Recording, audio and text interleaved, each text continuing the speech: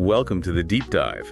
Today, we're looking at a huge story, a full-blown financial and governance crisis engulfing Coupang. Yeah, the U.S.-listed e-commerce giant that basically owns the South Korean market. And this isn't your everyday data leak. We are talking about a failure of corporate control that has already wiped out billions in market value.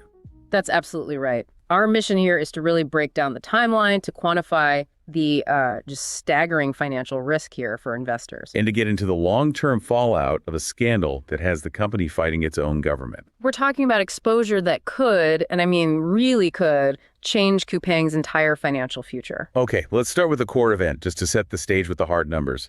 The incident was detected on November 18th, 2025. Right, but the scope of it is what's so hard to get your head around. The breach hit an estimated 33.7 million customers. And you have to understand, 33.7 million, that's practically their entire active user base in Korea. It's everyone. So when the news broke, the market reacted instantly. Coupang's market cap dropped by over $8 billion, just like that. An incredible amount of money, gone overnight. And of course, the company tried to get ahead of it. They did. In December 2025, the CEO of their South Korean unit was out, replaced by Harold Rogers. But the number that really made my eyes water was the cost of their immediate apology. That would be the compensation plan they announced, 1.69 trillion won. Which is what, about 1.8 billion US dollars? Exactly. And let's be clear, this is money Coupang is paying out voluntarily. It's a preemptive strike to manage their reputation before the regulators really step in. So how are they getting that money out to 33 million people? Well, it's not cash. It's a very calculated move to keep users on the platform. Vouchers. Yep. Starting January 15th, 2026, customers get 4 single-use vouchers. They total 50,000 won. It's all damage control. And as we'll get into, it's already drawing a lot of criticism. So that $1.18 billion payout is just the beginning. It's just the baseline. The real risk for investors, the big one, is in all the regulatory and legal trouble that's still coming down the pike. And this is where the story shifts. Right. It goes from a technical problem to a full-on governance crisis, raising some huge red flags about transparency. It does. The access was detected November 18th, but the investigation suggests it was active for over 5 months before they even found it. 5 months. And the delay in reporting this is critical, isn't it? Especially for a U.S.-listed company. It's everything. They didn't file their Form 8K with the SEC until December 16th. Now, for anyone who doesn't follow SEC filings, the 8K is for major material events that have to be disclosed immediately. And a month is not immediately. A month is an eternity. A delay that long for a breach of this size, I mean, it raises serious questions about whether they complied with SEC rules. That delay is now a core part of their legal risk. It also makes you wonder what they were trying to figure out, or maybe hide during that time. And the story of who did this, it's just cinematic. Right. This wasn't some sophisticated hacking group. Not at all. It was a former employee, someone who left the company back in 2024, but somehow kept their access credentials. An insider threat. A complete failure of their offboarding process. A textbook failure. Coupang's forensics team. And they brought in the heavy hitters, Mandiant, Palo Alto Networks, Ernst & Young. They identified the guy, and he confessed. But the detail that turns this from a corporate slip-up into high drama is what he did next. The attempt to destroy evidence is, it's almost comical if it weren't so serious. I mean, you can't make this up. He smashed a MacBook Air laptop, weighted it down with bricks, and then threw it into a river. With bricks? I mean, who does that?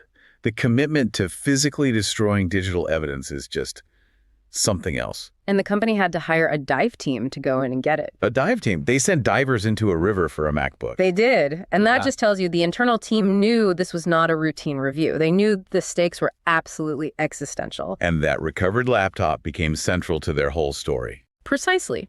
They used the forensics to build this narrative that, okay, while the attacker accessed data for all 33 million, he only retained data for about 3,000 accounts. And they were very specific about what that data was. Very. Names, addresses, phone numbers, emails, some order info, and critically, apartment entrance codes for about 2,600 people.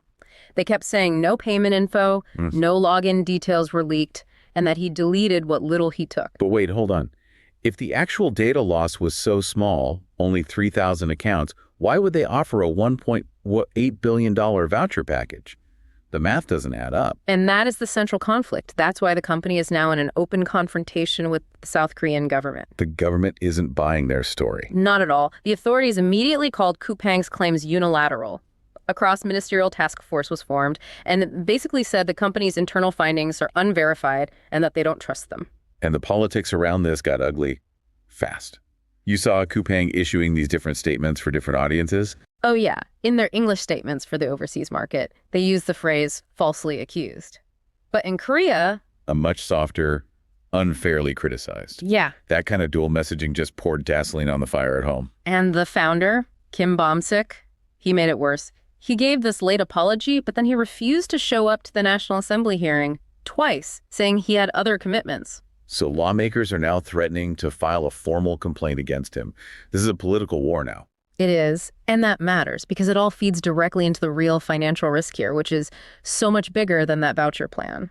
Okay, let's get into the world of statutory fines. You have to know about South Korea's Personal Information Protection Act, or PIPA. Think of it like their version of GDPR. It's got teeth. And under PIPA, the fines can be up to 3% of annual revenue. Right. And based on Coupang's revenue, that's a potential fine of 1.2 trillion won. Which is roughly 900 million US dollars. Yep. That's a huge number. But for a company with their cash flow, it's not a death blow. No, but this is where it gets really scary for them. Lawmakers are pointing to Article 39 of PIPA. And that allows for what? Punitive damages. Up to 5 times the actual harm if they can prove willful misconduct or gross negligence. 5 times the harm. What's the theoretical number we're talking about here? Well, let's say you assign a modest value for emotional damages, say 100,000 won for each of the 33.7 million people. That's 3.37 trillion won. But if a court says that delaying the 8K or the whole laptop in the river thing counts as willful misconduct. You multiply that by 5. You multiply by 5. The theoretical maximum liability hits 16.85 trillion won. 16.85 trillion won. That's what, around 12.5 billion US dollars? Yes. That's almost double the 8 billion market cap they already lost. Yes. A number that big would completely change the company's financial stability. It absolutely would. And you have to think, the evidence trail, the 5-month delay, the late 8K, the dive team, that gives regulators a lot of ammunition to argue for gross negligence. How does that number stack up against other big tech fines globally? It's right up there with the biggest in history. Meta got hit with a $5 billion fine from the US FTC. The EU has fined companies almost 6 billion euros under GDPR. And China fined Didi Chuxing 1.2 billion. So a potential $12 billion liability puts Coupang squarely in that catastrophic category. It does. And there's another problem for them, this certification they have called ISMSP. What is that? It's basically a stamp of approval for a company's security. And if you have it, you can get up to a 50% reduction on PIPA fines. But given what happened? Lawmakers are now actively trying to revoke it. And if Coupang loses that certification, the potential fines immediately get much larger. Okay, let's pivot to the investor side of this. The kid has already spoken, really.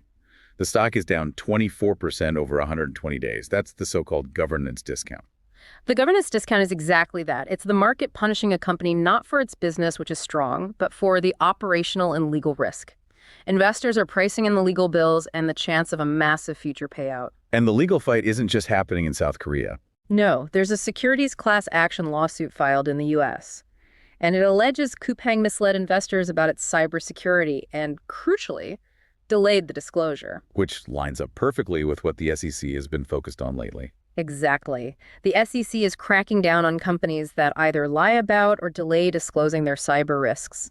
That late 8K filing is the smoking gun for the U.S. lawsuit. And investigators say the root cause here seems to be just chronic underinvestment. It looks that way. They generate over 41 trillion won in revenue, but they only spent 89 billion on cybersecurity. Which is what, 0.2% of revenue? 0.2%. That spending level just does not match the scale of their platform or the sensitivity of the data they hold. It suggests a major blind spot at the top. Let's circle back to that $1.18 billion voucher scheme. Why is that getting so much heat? Because critics are calling it a bait tactic. The vouchers are often designed to push users towards Coupang's less popular but higher margin services. Like Coupang Travel or their luxury platform. Exactly. So critics say it's not real compensation for the psychological damage, which is a key factor in Korean law. They say it's a marketing ploy to juice sales in their weaker segments. Regulators are taking a very, very dim view of that. And yet through all this, the business itself is still a machine. The operational engine is incredibly strong. Q3 revenue was over $9 billion, and they have over $1.25 billion in trailing free cash flow. So the whole story for investors comes down to whether these massive fines end up eating that cash flow. That's the whole game. The company makes tons of cash, but the liability risk is so big it could consume years of that cash flow. Which brings us to the key date everyone needs to watch. The SEC Case Management Conference. Yes, for the U.S. class action. It's scheduled for March 2026. That meeting will be a huge signal about the regulatory overhang and what a potential settlement might cost them. So we have this high-growth, cash-generating business on one side, and on the other, a catastrophic governance failure with a multi-billion-dollar legal risk. It's the definition of asymmetric risk. A classic investment dilemma. It all comes down to whether you think the worst is already priced in or if it's yet to come. All right, this is not financial advice segment. Just a reminder, we're analyzing public news, not making recommendations. But let's pitch two very different ways you could think about this situation. Okay, let's start with trade idea number one, the regulatory absorption play. This is a long bet.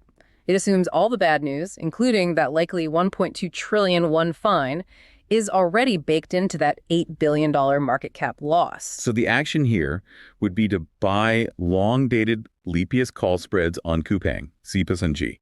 Lepias are options that expire way out, like 18 months or more. A call spread limits your upfront cost. Right. And the idea is if the final fine is closer to that statutory $1.2 trillion and not that terrifying $16 trillion number, the stock could rebound sharply because the underlying business is so strong. You limit your downside while capturing the upside if the risk gets resolved. But that all depends on things not getting any worse. Exactly.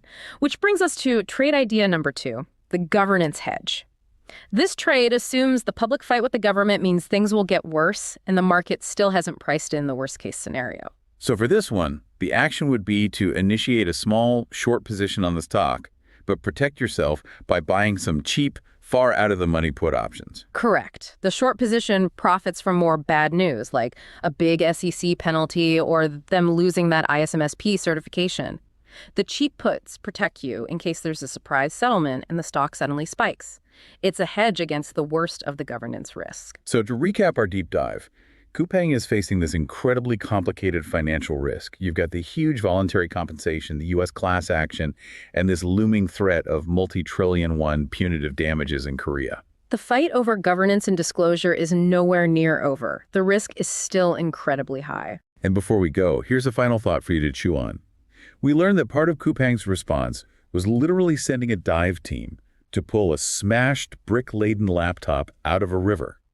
In an age where digital evidence can be so physically destroyed, what new kind of due diligence should investors demand from boards to actually verify their security and their incident response?